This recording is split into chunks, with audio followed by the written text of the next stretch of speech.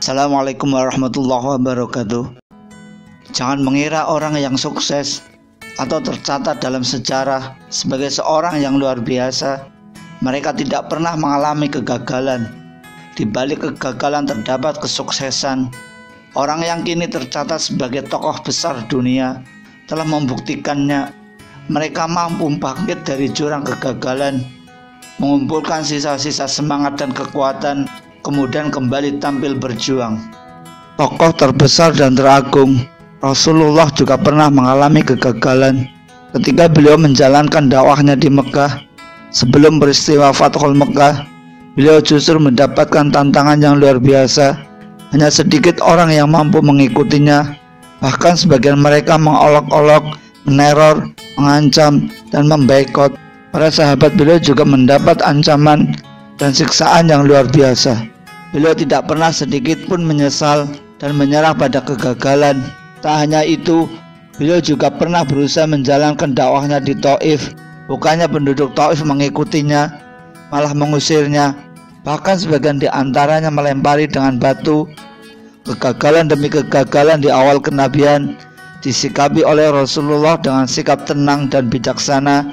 Kegagalan adalah sebuah pengalaman, dan pengalaman adalah salah satu dari guru kita.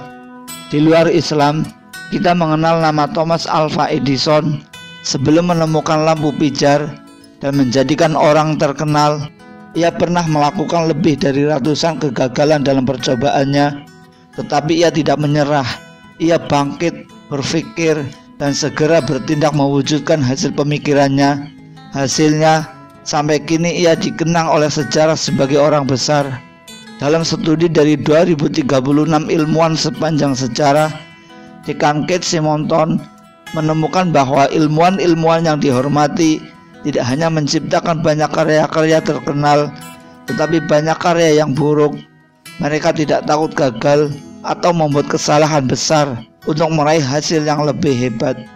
Albert Einstein, seorang Yahudi yang menjadi ilmuwan besar, bukanlah anak yang jenius ketika di SD. Ia benar-benar dianggap bodoh oleh beberapa gurunya, hingga akhirnya ia pun dikeluarkan dari sekolah. Tetapi kini dunia mengakui kehebatannya dalam bidang ilmu pengetahuan. Begitu pula dengan para ilmuwan lainnya.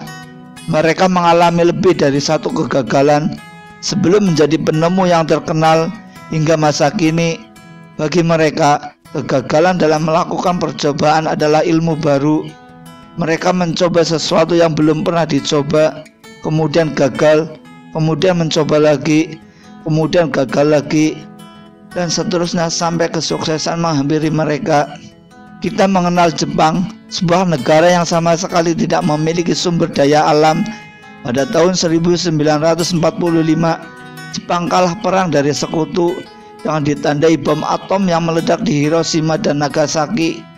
Saat itu, Jepang adalah negeri yang gagal, politiknya menjadi kacau, ekonominya terpuruk, keamanannya berada di ujung tanduk, dan rakyatnya sangat menderita. Namun Jepang mampu bangkit dari kegagalan. Mereka mampu bangkit dari keterpurukan dan menjadikan kegagalan sebagai guru dan pengingat bagi generasi waktu itu maupun generasi sekarang. Kegagalan bagi Jepang adalah awal dari sebuah kesuksesan. Terbukti sekarang Jepang telah kembali menjelma menjadi macan Asia.